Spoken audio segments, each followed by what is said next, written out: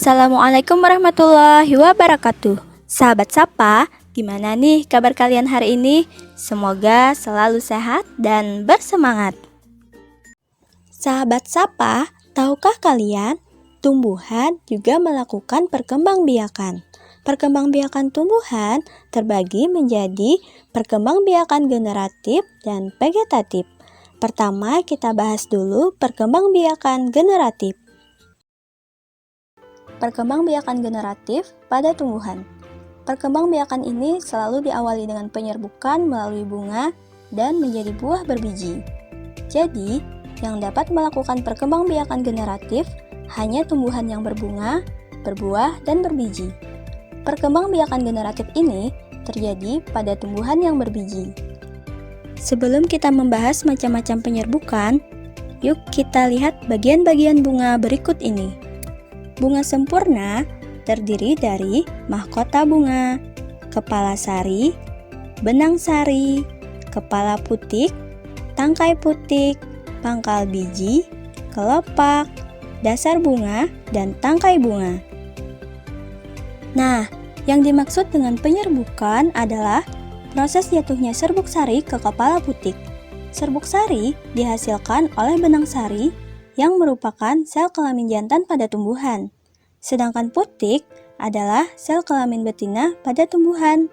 Keduanya berada di bunga. Penyerbukan terdiri dari beberapa jenis.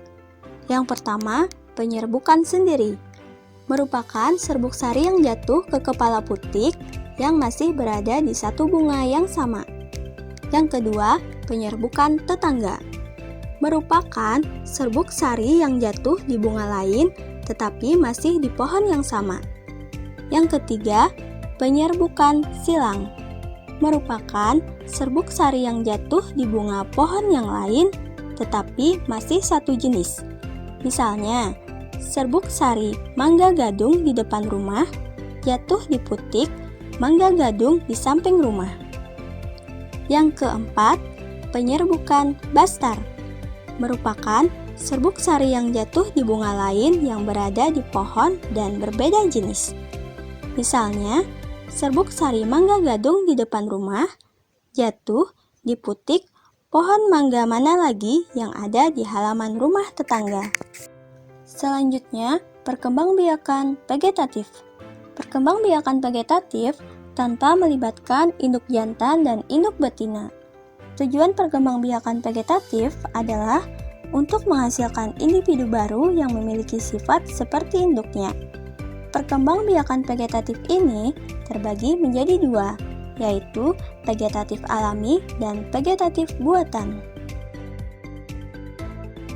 Berikut contoh perkembangbiakan vegetatif alami.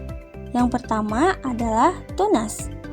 Tunas adalah tumbuhan muda yang tumbuh pada bagian tubuh induk tumbuhan. Contohnya pada tumbuhan bambu, pisang, dan suji. Yang kedua, umbi lapis. Umbi lapis terbentuk dari tumpukan daun yang tersusun rapat. Contohnya bawang merah, bawang putih, bawang bombay, dan tulip. Yang ketiga, umbi batang. Pada permukaan umbi batang terdapat mata tunas yang akan tumbuh menjadi tunas. Contohnya pada kentang, ubi jalar, dan bengkoang. Yang keempat, umbi akar. Merupakan bagian akar yang membesar karena berisi cadangan makanan. Contohnya pada wortel, lobak, dan singkong. Yang kelima, geragih atau stolon. Merupakan batang yang menjalar di atas permukaan tanah. Contohnya stroberi, pegagan, dan rumput teki. Yang keenam, akar tinggal atau rizom. Adalah bagian batang yang tumbuh mendatar di dalam tanah.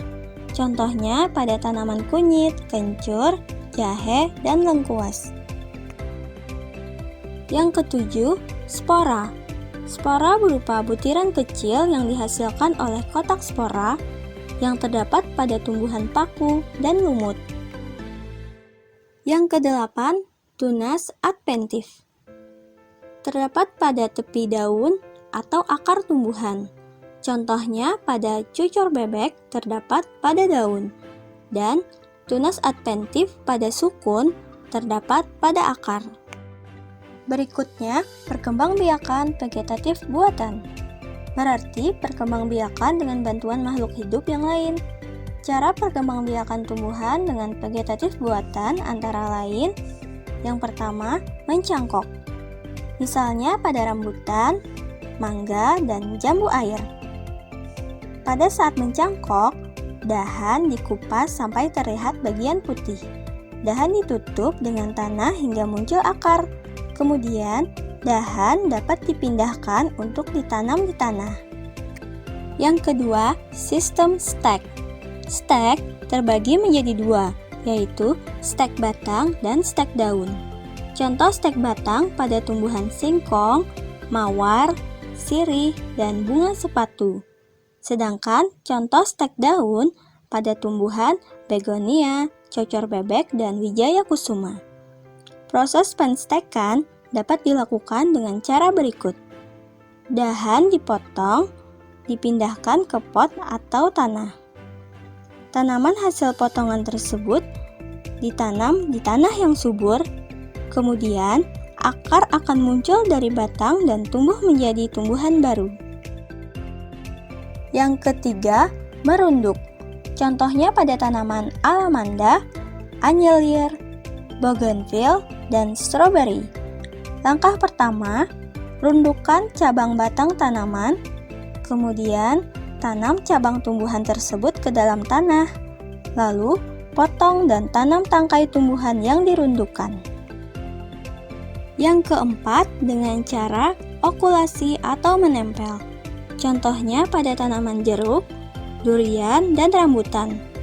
Langkah pertama, iris kulit batang yang akan ditempel. Berikutnya, iris kulit batang yang sebesar irisan batang yang akan ditempel. Kemudian, irisan ditempel pada kulit batang yang akan ditempeli. Terakhir, ikat dengan tali rapia sampai tunas tumbuh. Yang kelima, dengan cara kokulasi atau menyambung. Contohnya pada tumbuhan mangga. Pertama, potonglah bagian batang dari tumbuhan 1, lalu potonglah bagian batang dari tumbuhan 2. Setelah itu, sambungkan batang tumbuhan 1 dengan batang tumbuhan 2. Ikatlah batang kedua tumbuhan tersebut. Nah, sahabat sapa, jadi dapat kita simpulkan, perkembangbiakan pada tumbuhan terbagi menjadi dua, yaitu secara generatif dan secara vegetatif. Perkembangbiakan generatif terjadi melalui penyerbukan menggunakan biji, dan alat perkembangbiakannya adalah serbuk sari dan putik. Sedangkan perkembangbiakan vegetatif terbagi menjadi vegetatif alami dan vegetatif buatan.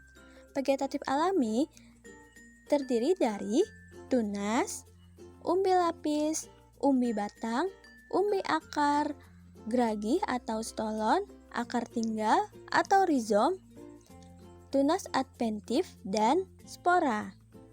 Sedangkan vegetatif buatan terdiri dari mencangkok, stek batang, stek daun, merunduk, menempel atau okulasi, menyambung atau kokulasi. Demikian cerita sains sapa kita pada hari ini. Terima kasih atas perhatiannya. Wassalamualaikum warahmatullahi wabarakatuh.